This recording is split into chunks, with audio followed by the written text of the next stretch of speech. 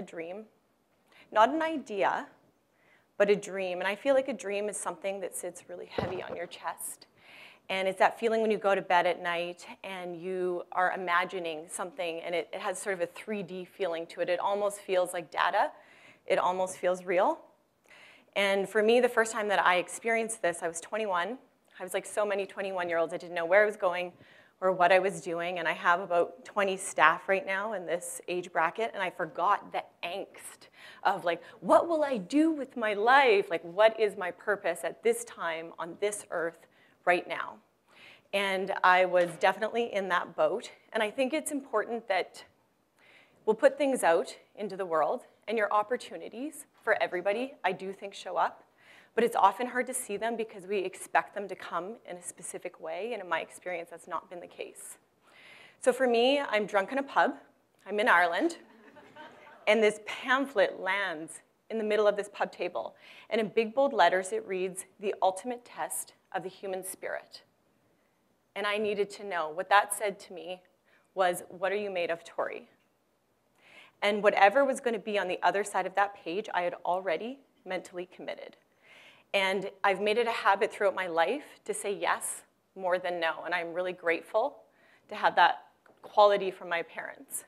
And so I opened up the pamphlet, and it read, "Transatlantic rowing race from Spain to the Caribbean in a 24-foot ocean rowing boat." And my mother's worst nightmare came true. And I was like, okay, so I'm not going to come home. I'm going to row home. What do you do when you're taking on anything that you haven't done before? I think it's really important to find mentors. This is why in business we have board advisors. This is why we have leaders. This is why we have coaches. And I found the most incredible mentors, and two men who had rowed across the Atlantic, and they were able to help me overcome those first steps in taking on anything new. It's always the first step that is the hardest. Like, where do I begin in this dream? So I learned astronavigation and sea survival. I obviously learned how to row a little bit. And one of the biggest challenges is it actually costs 90,000 euro. At 21 on minimum wage, this might as well have been $1 million. But I made a choice not to allow money to hold me prisoner from my dreams. And so I found a way. And looking at everybody here, I was probably like showing up to the equivalent of your offices. So imagine I'm 21, and I was like, okay, like, don't be thrown off by the fact that I've never rown. I'm clearly what you're imagining. Okay, I'm from the prairies. I don't have exactly ocean experience, but Wizard Lake can get like really intense. And I was like, if you sign here and give me your money and I kill myself, this will be great for your company. And the lineup was out the door. No, it's not what happened. And I found myself, after many, many no's, in this office, and excuse my language for just part of the story, and this CEO is standing at the end of this boardroom, and I'm like all heart and all hustle and just like throwing it on the table, and he interrupts me. And he says to me, "I can't believe you wasted my fecking time." And I was like, okay, that did not go well. Okay, on the list of how many no's to getting to yes, I'm getting pretty close. And he wrote me a check for 10,000 euro. And I took that check and I ran to the bank, and I didn't question it until later. And I thought, why did he give me the money? And this is a value that I bring into my company today, is I don't believe that he thought I could do it. He most certainly didn't think it was a good idea. I believe that he believed I could do it, that I thought I could. And this is the basis of entrepreneurship. It just takes one person to take a risk on somebody else's dream to just light that match. And then I learned the next lesson, which is leverage. So then when I went back to everybody else, I was like, well, that guy did it. And then people lined up. And then that moment that we all have of self-doubt creeps in is, things, that little voice. Does anybody have that little voice sometimes? Where it starts to say, are you good enough? Do you deserve to be here? I knew in my heart's heart that I could do it, but I was like, do I deserve to be here? And I was so lucky because I had, my rowing partner was 8 years older than me, and he had the life experience to teach me one of the most foundational lessons in my life, which was, Tori, just get in the boat and row. And I take that into my business daily when I'm facing fear. Is just get in the boat and row. So I'm out at sea, and the logistics of that is we rowed 2 hours on, 2 hours off, alternating for 24 hours a day for 86 days. Now, that's almost 3 months, and we were in a boat that was about the length, maybe a little bit longer than the stage, and only about 6 feet wide. It had a hard dome tent at the back, so imagine like with your husband or your boyfriend like living in the bathroom for like 3 months. There is no place on earth that you will feel more humbled as a human being than being in the middle of an ocean. And at 21, thinking the whole world revolves around me, and what will I do to change the entire world? And then I realized that I am one insignificant drop in a very large bucket. And it is an incredibly freeing moment to know that you may as well do it in exactly the way that you imagined it, because it doesn't really matter to anybody but you. And we had 2 hurricanes and a tropical storm. It was the worst recorded weather in history. At that time, it was the year of Hurricane Katrina. So I was in a 24-foot ocean rowboat in like legitimate 60-foot waves. And one of the climaxes of the row is, if you imagine this with me, is I'm going up a 60-foot wave, which is like the feeling of going up a hill in San Francisco. When your car is like almost, you're like, whoa. And so we're going up, and it starts to get really thin. And this wave curls over my 6-foot cabin, and it is the feeling of a wild animal jumping at my face. And I hold the oars, and my boat goes 90 degrees, and I hit the side of the boat, and now I'm going under the water with my 1-ton boat coming down effectively on top of me with the pressure of a 60-foot wave. And it's really interesting how in trauma, a lot of times things get really slow. And this was also a really sort of unique day for me because my dad works in the Northwest Territories, and I have an incredible relationship with my dad. And we had no contact throughout the entire row. And my dad had a dream that I was drowning. And is anybody here a parent in the room? So you can understand this on a primal level, that call it intuition, call it psychic. You know your children are a part of you, and you know inside you when your children need you. And like the lengths that you will go to save or support your child are unlimited. So my dad is so upset by this dream that he gets on, goes up to the surface, he's underground, and gets on a caddy and goes 6 miles up the road to the head office. And my dad is still, like, he's like computer illiterate. And like texting, he's like, oh, I can't, no, it's not happening. So this is 10 years ago. Texting is like not even a thing. And my dad figures out how to text our satellite phone that we do not know can get texts. Push through the pain, face the fear, you're a Viking to Valhalla and back. And I read that before I went out on that shift. So now I'm in the cabin, and I know I'm in trouble. I know I've broken my ribs, and I'm in the middle of the Atlantic Ocean. And just so you know, this is not the life of Pi. There is not a magical island along the way.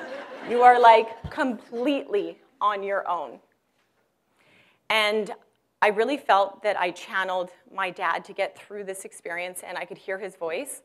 You know, Tori, there's no right or wrong choices, but there's only consequences to every choice.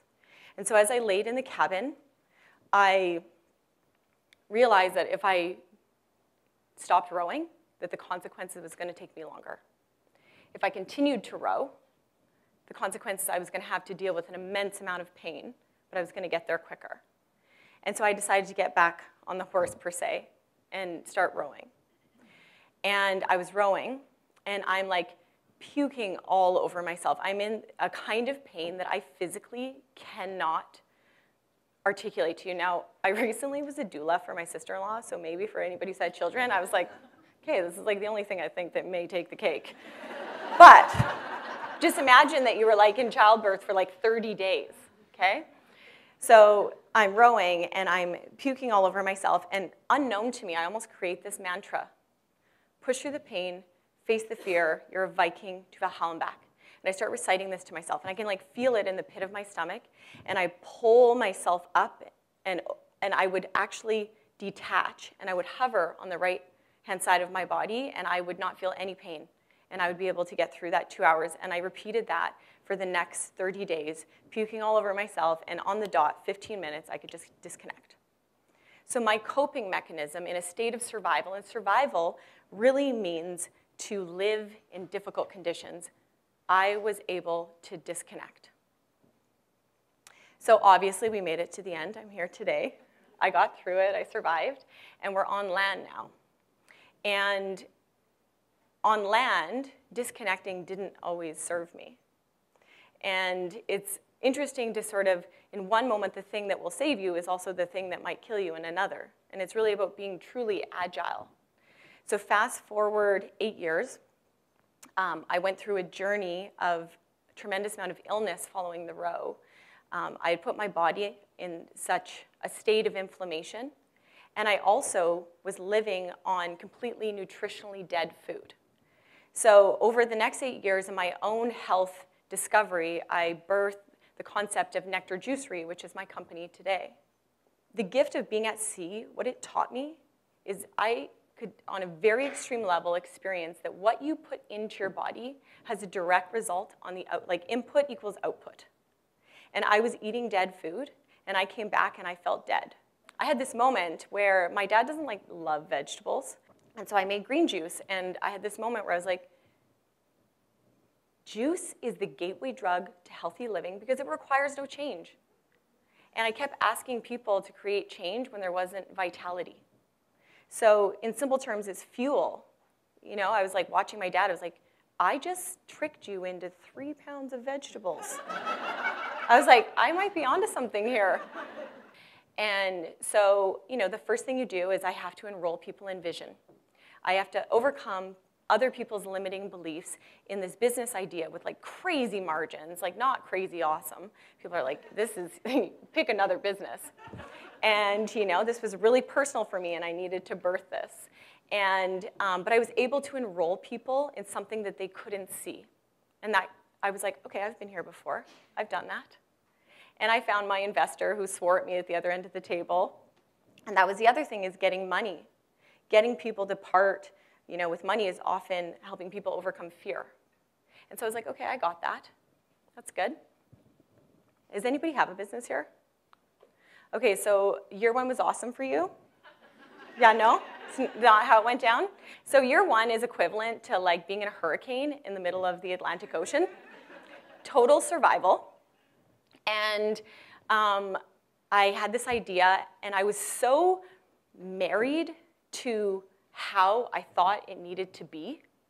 In that critical moment, I recognized that I was stuck in a state of surviving and that I could exist in difficult conditions, but you know, thriving is to progress, is to flourish, is to move forward, and I was keeping us stuck.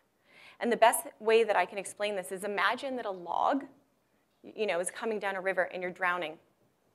And you grab this log, and at this time, this log keeps your head above water. But now you're in a lagoon, and you're not drowning. And you can see your potential on the shore, but you're still holding on to the log. And in that moment, I didn't recognize that detaching was not serving me, and I didn't recognize that I was so focused on holding on to the log that I couldn't see the shore. And commitment and follow through, yes, that's also really important, but it's also important to recognize that surrender is also as important as the push. And I was really great at pushing. And a dream becomes a vision, and it's a story that unfolds a process of many life lessons. And we cannot control the lessons. So the key is that you have to keep your eye on the shore and recognize that the log is only a tool. So if I leave you with anything tonight, is to get in the boat and row.